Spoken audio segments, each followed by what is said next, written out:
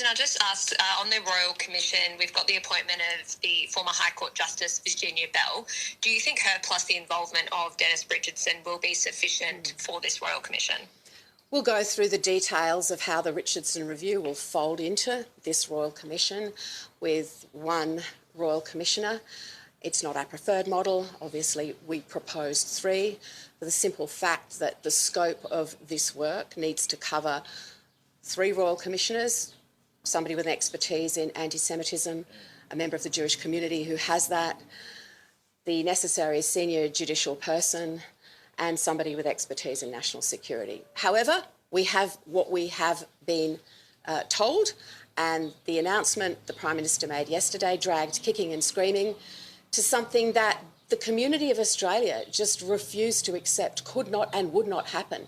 So today is a day to recognise the advocacy of every single Australian, so many eminent Australians, but so many ordinary Australians too, who simply said, this is not good enough and we must have this Commonwealth Royal Commission.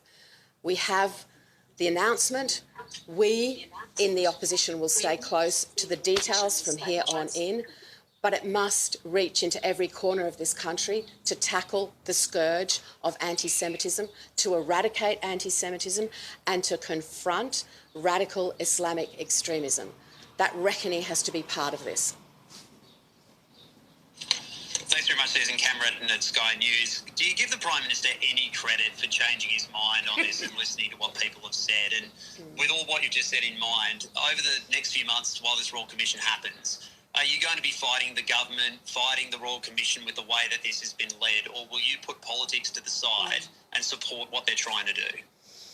If Anthony Albanese had shown the determination to eradicate anti-Semitism over the last 3 years, as he has shown to avoid this Commonwealth Royal Commission over the last 3 weeks, the country might not be in such a tough place right now. So we do need to be clear and we do need to call it out. And this is about Australians who want to see course correction, a government that responds in the national interest to a national crisis. And people will make up their own mind about Anthony Albanese and his failures of leadership over the last 3 weeks, because he gave us a litany of excuses about why this Royal Commission could not happen. One, then another, and all of those excuses unravelled. Unnamed actual experts advised against it. It would platform hate speech. It would take too long, and so on and so on. So yes, he has been dragged kicking and screaming to this point. But it is a day to recognise the advocacy of Australians who have made sure, with the fight and the determination that they have shown, led by the victims' families who have suffered so much and so unnecessarily in fighting for this Royal Commission since that date. It's vital that the Royal Commission gets this right, that it takes the action that it needs to across the areas that it must.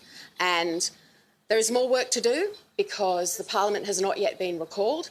The Prime Minister has talked about working on new hate speech laws, and we stand ready to be constructive with that.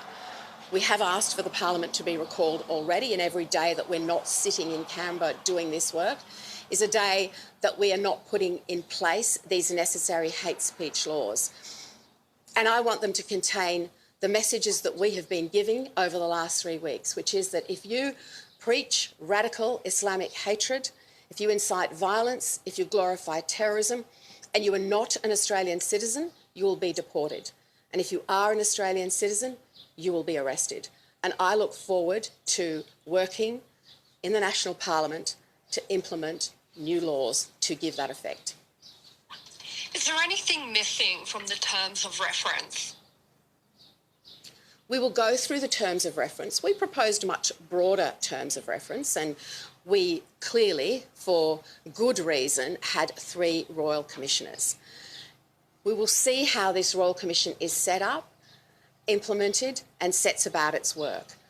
And we will do that in the interests of all Australians, because radical Islamic hatred has led to a situation in Australia following October the 7th, 2023, where unacceptable speech, and actions in the community have had the consequences that we have seen.